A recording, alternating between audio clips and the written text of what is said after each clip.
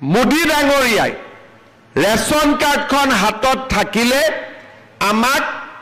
বিনামূলীয়া চাউল দিব আৰম্ভ কৰিলে তাৰ পিছত সময় আগবাঢ়িলে এইবাৰ সিদ্ধান্ত ললে যে যাৰ পৰিয়ালৰ ঘৰত ৰেচন কাৰ্ডখন থাকিব তেওঁলোকে বেমাৰ আজাৰ হলে 5 লাখ টকালৈকে বিনামূলীয়া হস্পিটালত চিকিৎসা লব পাৰিব আপোনালোকে জানি আচৰিত হ'ব যে এই বছৰ আমি 1000 কোটি টকা হস্পিটালত বিল পেমেন্ট কৰিছো মানুহে যি ৰেচন কাৰ্ডত বিনামূলীয়াকৈ ট্ৰিটমেন্ট লৈছে তাৰ পিছত এইবাৰ আমি কি সিদ্ধান্ত লৈছো যে ৰেচন কাৰ্ডত আমাৰ চাউল পালো ৰেচন কাৰ্ডত মেডিকেল ট্ৰিটমেন্ট হয় এইবাৰ আমি ভাবিলো যে ৰেচন কাৰ্ডত দালি দিব পাৰি নেকি ৰেচন কাৰ্ডত চেনি দিব পাৰি নেকি ৰেচন কাৰ্ডত নিমখ দিব পাৰি নেকি এতিয়া কম দিনৰ ভিতৰতে আমি আৰু এটা নতুন আঁচনি আনিম যে যাৰ যাৰ পৰিয়ালত ৰেচন কাৰ্ড আছে বজাৰতকৈ 25 টকা কম দামত তেওঁলোকে 1 কেজি কৈ দালি পাব বজাৰতকৈ 25 টকা কমত 1 কেজি কৈ চেনি পাব আৰু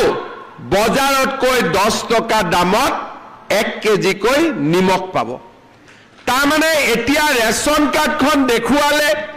চাউলো পালো ৰেচন কাৰ্ডখন দেখুৱালে দালিও পালো ৰেচন কাৰ্ডখন দেখুৱালে নিমখো পালো ৰেচন কাৰ্ডখন দেখুৱালে চেনিও পালো আৰু ঘৰত 1250 টকাৰ অৰুণোদয়ও পালো এতিয়াতো আমাৰ লৰা ছোৱালীৰ জন্ম হয় লৰা ছোৱালী কোনে পঢ়াব বলে এটো মামায়ে পঢ়াই দিব লাগিব লেঠা লাগিলে এতিয়া ছোৱালী বিলাকক আমি কি কৰিলো যে 11ত পঢ়িলে প্ৰত্যেক মাহত বেংকৰ একাউণ্টত টকা পাব তাৰ মানে দেউতাক মাকৰ দায়িত্ব নাই আৰু সব ভাগিন বিলাক মুৰে হৈ গল আৰু যাৰ যাৰ ঘৰৰ লৰা ছোৱালী আছে তাৰ পিছত ডিগ্ৰী ফাৰ্স্ট ইয়াৰটো দিব নালাগে আৰু পোষ্ট গ্ৰেজুৱেট পঢ়িলে প্ৰত্যেক মাহত 2500 টকা কৰি আমি বেংকৰ একাউণ্টত দিলো এইবাৰ আমি কি কৰিম ফাৰ্স্ট ইয়াৰ বিলাকটো সেকেন্ড ইয়াৰ পাব তেতিয়া নতুনকৈ ফাৰ্স্ট ইয়াৰত নাম ভৰ্তি কৰিব তেওঁলোককো এইবাৰ আমি নিযুত মইনা আঁচনি দিয়া আৰম্ভ কৰিম তাৰ মানে এতিয়া আপোনালোকে চিন্তা কৰক অৰুণোদয় পালো চাউল পালো 5 লাখ টকালৈকে ট্ৰিটমেন্ট হল ৰেচন কাৰ্ডত চাউল পালো দালি পালো নিমখ পালো চেনি পালো আৰু মোৰ ছোৱালীয়ে পঢ়িব গলে মামাই বেংক একাউণ্টত টকাও পঠাব আৰু ক্লাস 9ত যিবিলাকে পঢ়িব তেওঁলোকে সাইকেল এখনো পাব এতিয়া মই আৰু এটা মনত ভাবি আছো যে মেট্ৰিক পৰীক্ষা দিয়াৰ আগতে সব লৰা ছোৱালীকে অলপ মাষ্টৰ এটাই চাই দিলে ভাল হয় তেতিয়া লৰা ছোৱালীয়ে ভাল ৰিজাল্ট কৰিব পাৰে কিন্তু দুখীয়া মানুহে কেনেকৈ লৰা ছোৱালীক টিউচন দিব সেই কাৰণে যিমান লৰা ছোৱালীয়ে মেট্ৰিক পৰীক্ষা দিব 6 মাহ আগৰ পৰা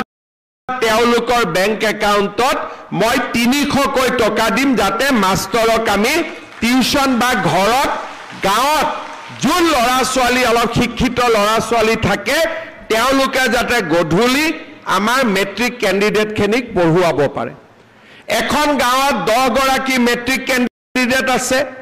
গাঁৱতে এজনী পঢ়া জানা ছোৱালী আছে মেট্ৰিক ক্যান্ডিডেটৰ বেংক একাউণ্টত মই 300 টকা দিম 10 গৰাকী ছোৱালী লৰাই লগ লাগি 3 × 10 3000 হল গাঁৱৰ পঢ়া ছোৱালীজনীক পইচাটো দিলে সদায় গধূলি 2 ঘণ্টা সময় ছোৱালীজনীয়ে লৰা ছোৱালীকেটাক চাই দিলে মেট্ৰিক পৰীক্ষাটো যেতিয়া আগতকৈ ভাল হ'ব নে নাই এতিয়া আপোনালোকেতো এইবিলাক কথা মোক কোৱাই নাই মইহে ভাগিনকেইটাৰ কাৰণে চিন্তা কৰি আছো হয়নে নহয় অলপ ডাঙৰ কৰি হয়তো ক'ব আজি এটা আচ্ছা প্ৰথমতে মোক এটা কথা কওক ভাত খাই আহিছে নাই আজি নাই খোৱা চাহ খাই আহিছে নে নাই কেইটাত আহি গ'ল আপোনালোক 9টা 8টাত কোনে কোনে আহিলে এতিয়া 8টাত আহিলেনো ক'ৰ পৰা ঘৰত ভাতটো খাব পাৰিব হয়নে কি হল 8টাতে আহিলে ঘৰত চেলপিঠা তেলপিঠা আছে না নাই বনাই থোৱা নাই আচ্ছা ঠিক আছে তাৰো ব্যৱস্থা কৰিব লাগিব এতিয়া এইবাৰ তাৰ লগত আমি আৰু এটা নতুন কাম কৰিছো মোক সবে কৈ থাকে মামা ছোৱালী বিলাককে নিযুত মইনা দিলে লৰা বিলাকক কিয় কোনি দিয়ে হিউ এটা ভেজাল এইবাৰ আমি কি কৰিছো যিবিলাক লৰা বিএ বিএসসি পাস কৰিব এক বছৰতেতো চাকৰি বাকৰি নাপায় ইন্টাৰভিউ দিব লাগে ঘুৰি ফুৰিব লাগে দেউতাক মাকৰ পৰাও টকা খুজিব লাজ কৰে যে ডিগ্ৰী পাস কৰিলো এতিয়া দেউতাক মাৰ পৰানো কেনেকে টকা খুজু এইবাৰ আমি সিদ্ধান্ত লৈছো যে যিমান লৰা ডিগ্ৰী পাস কৰিব সকলোকে এক বছৰৰ কাৰণে তাৰ বেংক একাউণ্টত আমি 2,500 টকাকৈ দি থাকিম প্ৰত্যেক মাহত ধুতি কম্বলতকৈ ভাল নে বেয়া লুঙিতকৈ ভাল নে বেয়া লুঙিতকৈ ভাল আজি আমি আৰু এটা নতুন কাম কৰিছো আজিতো আমি আপোনালোকক 10,000 টকাকৈ চেক দিম তাৰ বিষয়ে মই আকৌ আপোনালোকক ভাল কৰি বুজাই দিম কিন্তু আজিৰ পৰা আমাৰ ইলেক্ট্ৰিচিটিৰ বিলু 1 টকাকৈ আজিৰ পৰা কমি যাব অৰ্থাৎ 1 মেত যেতিয়া ইলেক্ট্ৰিচিটি বিল আহিব 1 টকা প্ৰতি ইউনিটৰ দাম কমিব আৰু নৱেম্বৰ ডিসেম্বৰত মই পাৰিলে আৰু 50 পইচা 1 টকা ইলেক্ট্ৰিচিটিৰ দাম আৰু কমাই দিম এতিয়া চাকৰি লওঁতে পইচা দিব লাগে নেকি ঘোষ দিব লাগে নেকি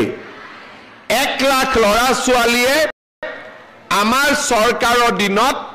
টকা পইচা নিদিয়াকৈ চাকৰি পালে আৰু 50,000 লৰা ছোৱালীক আমি অক্টোবৰ মাহৰ 10 তাৰিখে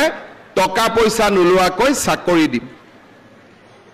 কংগ্ৰেছৰ দিনত অংগনবাদী চাকৰি এটাৰ কাৰণেও ঘোষ দিব লাগিছিল আজি মানুহ ডিএসপি হয় মেজিষ্ট্ৰেট হয় 1 টকাও ঘোষ দিব নালাগে মই এই কথাখিনি কিয় কৈছো যে আমাৰ মানুহে কেতিয়াবা আমাৰ মানুহবিলাকে কংগ্ৰেছৰ মানুহবিলাকে ভুলকৈ পৰিচালনা কৰে 2টা দিন দেৰি হল বিহালীত মুখ্যমন্ত্ৰীয়ে কৈ গৈছিল পইচা দিম বুলি নিদিলে দেখোন এতিয়া ক'ত সোমাই আছে আজি সব গাঁতৰ তলত সোমাই আছে না আজি কংগ্ৰেছী বিলাক গাঁতৰ তলত ইমান দিনে আপোনালোকক কি কৈ আছিল পইচা নিদিয়ে কৈ আছিল না নাই সঁচা কথা কওকচোন কৈছিল না সঁচা কথা কওকচোন পইচা নিদিয়ে বুলি কৈছিল না যে এনে কৈছে ক'ত দিব পইচা এই বুলি কৈছিল না নাই এতিয়া আজিতো কংগ্ৰেছী কেটা গাঁতৰ তলত আছে এটা পাৰ্মানেন্টলি গাঁতত সোমাই দিব লাগে যাতে গাঁতৰ পৰা আৰু ওলাই আহিবই নোৱাৰে কাৰণ এওঁলোকে আমাক কেতিয়াও সহায় কৰা নাছিলে অসমৰ লৰা ছোৱালীক চাকৰি নামত 10 লাখ 20 লাখ 30 লাখ টকাকৈ ঘোষ লৈছিলে লুঙি ধুতিৰ নামতো পইচা লৈছিলে আৰু ঘৰৰ জিঅ' টেগিঙৰ নামতো পইচা লৈছিলে এইবাৰ আমি জিঅ'